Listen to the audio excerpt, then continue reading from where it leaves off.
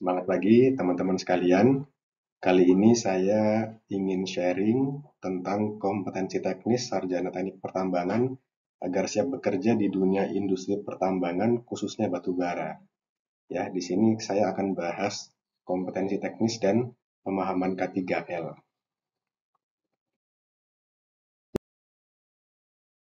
Yang pertama, tentunya mahasiswa harus mengetahui ilmu geologi ya.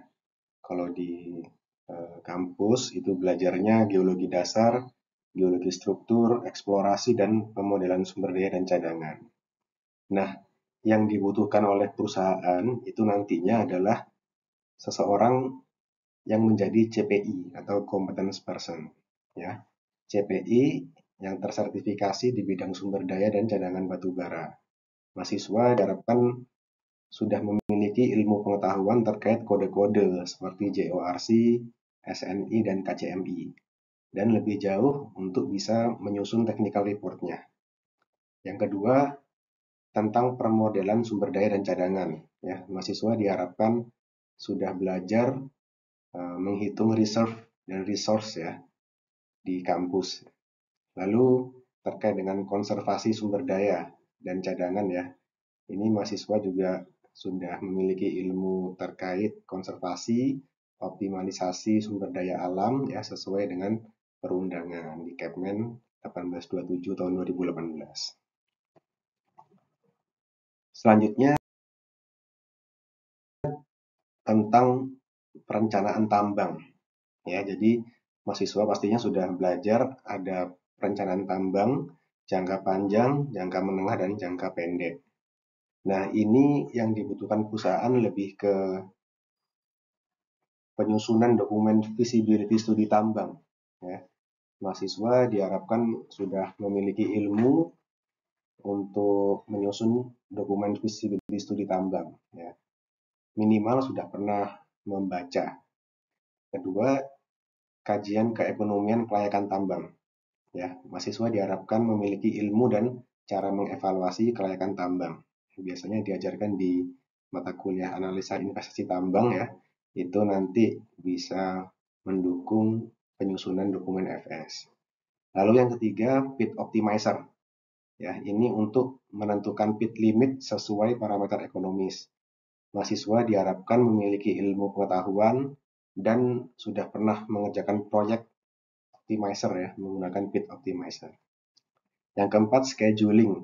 Ya, ini untuk menentukan target produksi berdasarkan kapasitas alat dan effective working hours. Mahasiswa juga diharapkan sudah punya pengetahuan ya, pernah mengerjakan project scheduling termasuk menghitung EWH. Dan yang paling penting, mahasiswa bisa mendesain ya. Dalam kasus ini tambang terbuka open pit ya, mahasiswa sudah pernah menggunakan software tambang ya untuk mendesain pit maupun disposal.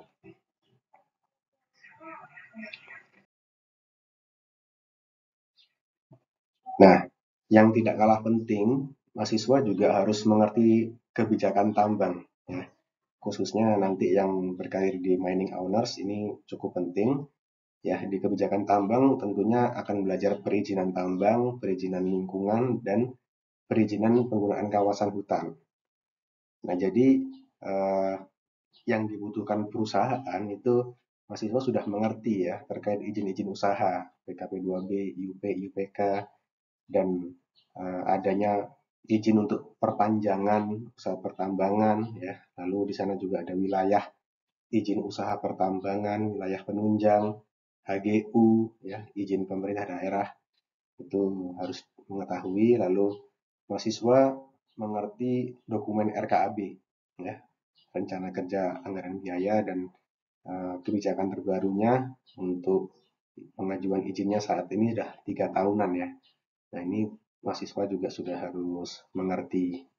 Lalu mahasiswa juga harus mengerti kebijakan teknis ya untuk pertambangan di Kepmen 1827. Ini kitabnya teknik pertambangan.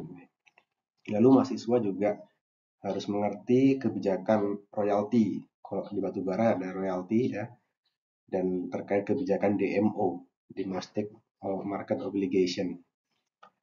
Nomor 5, mahasiswa mengerti kebijakan lingkungan pertambangan ya, terkait dokumen AMDAL, ANDAL, RKL, RPL, lalu mengerti kebijakan izin penggunaan kawasan hutan dan kewajibannya ya ke KLHK. Kewajibannya harus membayar PNBP, PSDHDR, dan untuk mengganti reklamasi gas ini mahasiswa harus mengerti. Lalu mahasiswa mengerti struktur organisasi regulator ya di Minerba ya, SDM dari jenjang menteri, dirjen sampai direktur-direkturnya. Ini untuk membantu koordinasi ya jika nanti di mining hours. Dan mahasiswa tambang juga harus mengerti kewajiban reklamasi ya. Dan juga izin pemanfaatan kembali area yang direklamasi atau redisturb. Karena pada prakteknya seringkali kita temukan kasus-kasus untuk redisturb ini. Lanjut, kompetensi teknis berikutnya adalah geoteknik dan hidrogeologi. Nah, kenapa ada hidrogeologi? Karena ini sangat berkaitan ya. Hidrogeologi itu mendukung analisa geoteknik. Nah, yang dipelajari ada 4 ya. Jadi analisa kestabilan lereng, geoteknik modeling ya. Untuk mendukung itu kita harus belajar nomor 2 yaitu pengujian lab geotek atau lab MACBAT ya. Ini mahasiswa harus memahami lab geotek dan MACBAT itu untuk mendapatkan parameter geoteknik modeling. Ya, jadi parameter-parameter itu didapatkan dari pengujian lab. Ya, ini harus mengetahui cara mendapatkannya ya. Lalu harus belajar slope stability monitoring dan hydrogeology. Nah, untuk hydrogeology ini harus paham konsepnya ya untuk mendukung parameter-parameter geoteknik modeling. Nah, ini mungkin yang di teknik pertambangan terkait dengan hydrogeology ini masih kurang ya pengetahuannya. Jadi teman-teman geologis ini yang domainnya sebenarnya. Tapi menurut saya sarjana teknik pertambangan juga sudah harus mengetahui ini.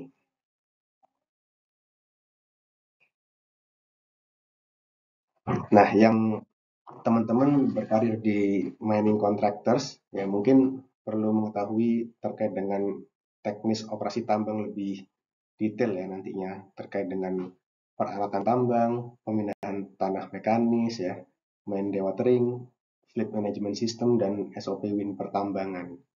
Ya, kalau bicara tentang konsep PA, UA, EWH, produksi, productivity itu sudah harus di luar kepala. Lalu mahasiswa juga harus paham dan bisa menentukan jenis alat, kapasitas alat ya yang sesuai dengan kondisi tambangnya masing-masing. Nah, terus mahasiswa juga harus bisa menghitung kebutuhan infrastruktur dewatering, air dan lumpur. Nah ya, kenapa kok ada lumpurnya? Karena tidak dapat dipungkiri di tambang-tambang yang sudah berumur, yaitu masalah lumpur menjadi masalah yang cukup besar ya. Jadi harus mengerti juga tentang spesifik gravity ya atau density lumpur ya. Ini kaitannya dengan komersial. Jadi teman-teman harus mengerti tentang konsep dewatering dengan baik. Lalu untuk optimalisasi saat ini sudah menggunakan teknologi fleet management system ya. Ini harus mengerti fungsi dan kegunaannya FMS ya. Bagaimana bisa mengoptimalkan productivity dengan FMS. Lalu mahasiswa juga harus mengerti SOP, WIN dan dokumen-dokumen lainnya ya seperti CSA itu sebagai guidance operasional di lapangan.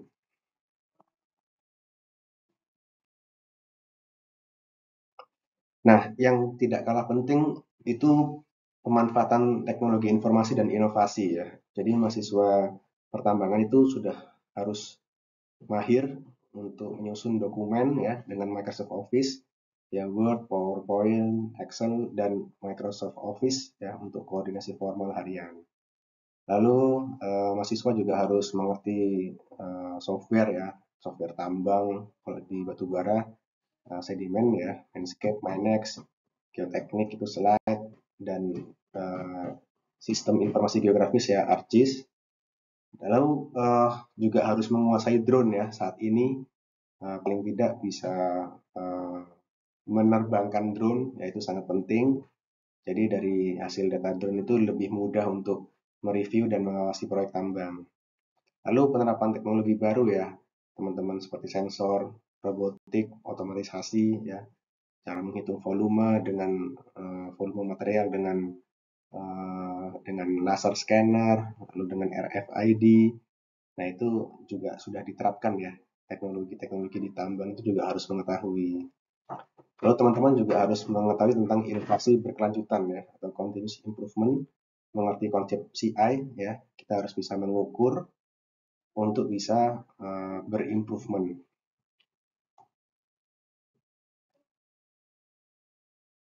Oke, yang terakhir itu terkait dengan K3L pertambangan ya. Jadi mahasiswa itu harus mengerti konsep SMKP ya, Sistem Manajemen Keselamatan Pertambangan. Lalu paling tidak sudah mendapatkan pembekalan POP ya, walaupun belum sertifikasinya ya. Lalu mahasiswa juga memahami konsep AMDAL pertambangan ya, dampak-dampak terhadap lingkungan di sekitar tambang, lalu mengerti konsep baku mutu limbah, mengerti konsep limbah, air asam tambang, air limbah, B3 ya, dan cara-cara mengatasinya. Mahasiswa juga harus sudah mengerti proper ya, untuk pertambangan itu apa.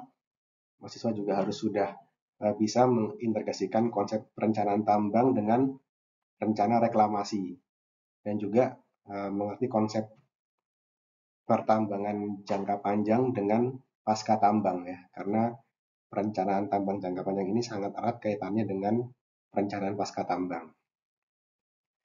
Oke, demikian yang bisa saya share ya, mudah-mudahan bermanfaat untuk teman-teman semua.